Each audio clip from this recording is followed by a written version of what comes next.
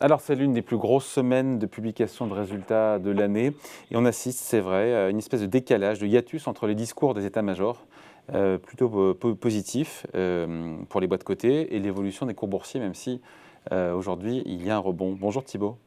Bonjour David. Thibaut Prébet, directeur général adjoint de la financière Arbevel. Le Nasdaq a beaucoup souffert sur le mois d'avril, quasiment plus de 10 ou 12% de perdus.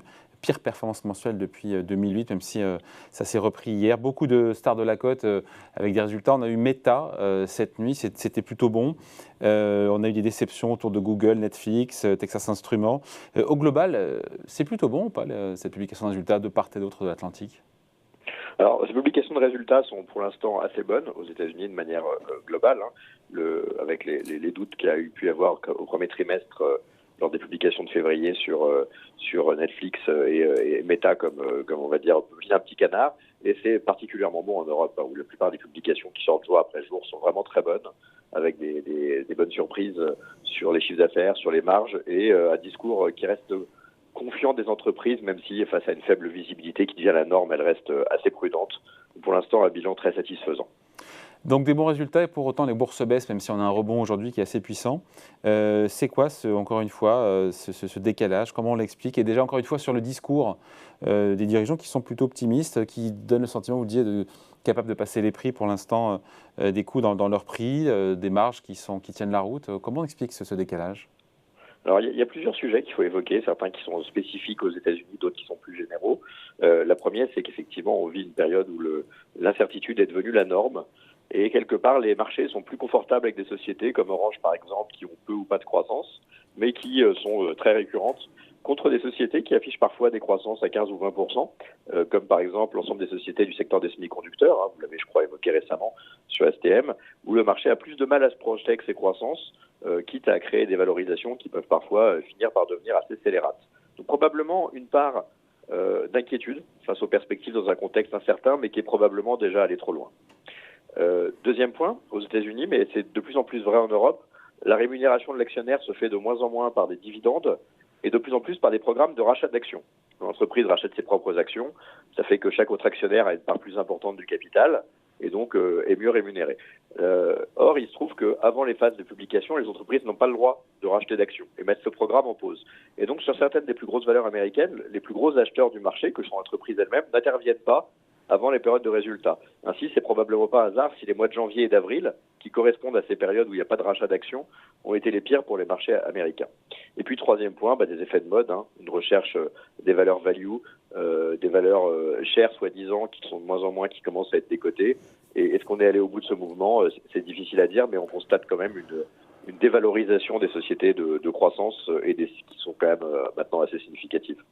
Comment on fait pour trancher Thibaut, qui a raison entre les marchés et les dirigeants? Parce que les résultats sont bons, peut-être qu'ils ne sont pas suffisants pour aller plus haut. En même temps, parce qu'à côté aussi, il y a beaucoup de risques, on les a évoqués. Il y a le zéro Covid, la stratégie zéro Covid qui s'étend, les confinements qui s'étendent à plusieurs grandes villes en Chine, la guerre en Ukraine qui ne donne pas de signes d'amélioration, etc., etc., etc. Les taux, la question sur les resserrements des politiques monétaires des banques centrales, enfin tout ça reste. L'inflation, tout ça est trop gros par rapport à des résultats, même s'ils sont bons.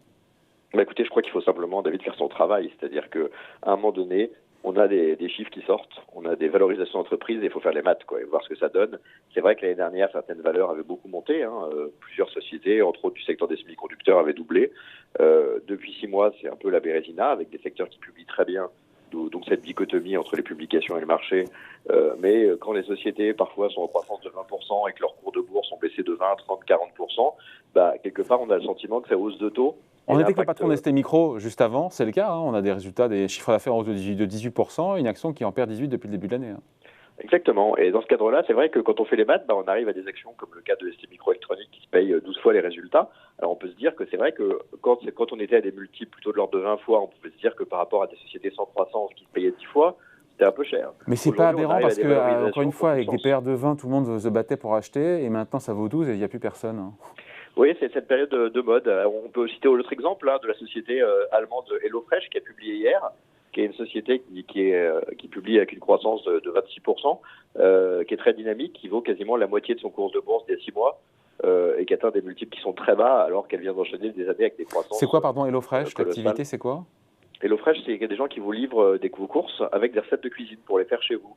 Et donc, ils ont eu un grand essor pendant le Covid, puisque comme personne n'arrivait à se faire livrer, tout le monde trouvait qu'avoir des recettes, c'était pas si mal au passage. Et puis, les gens ont apprécié le produit.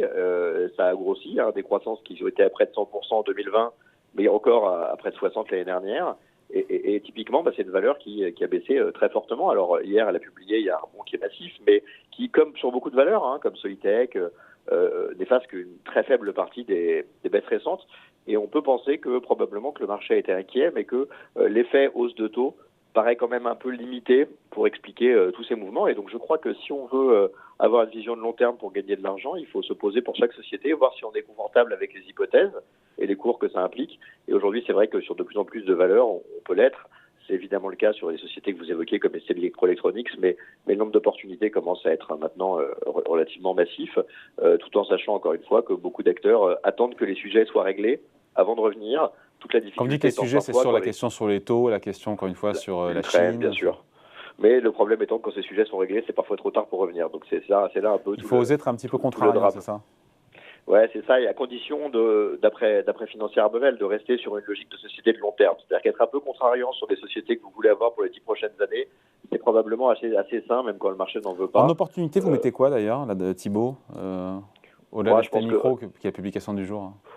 ouais, je pense qu'honnêtement, de manière assez sectorielle, le secteur des semi-conducteurs est probablement un des secteurs les plus évidents parce que tout ça a beaucoup baissé. Mais c'est vrai aussi dans la santé, dans le logiciel. Enfin, il y a beaucoup de sociétés thématiques. Et puis probablement aussi qu'aujourd'hui, beaucoup de valeurs vertes qui étaient un peu vues comme des valeurs qui souffraient des hausses des matières sont devenues totalement stratégiques pour l'Europe et ont des belles perspectives devant elles. Donc ce triptyque me paraît quand même assez bien positionné dans la période actuelle.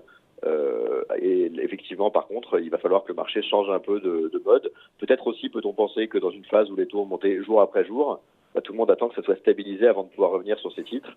Quel sera le point haut sur les taux à 10 ans américains? Est-ce qu'on y est déjà? C'est difficile à dire, mais beaucoup d'économistes semblent considérer qu'au bout d'un moment, il sera difficile d'envisager des taux beaucoup plus hauts que 3% sans que la croissance commence à souffrir un peu.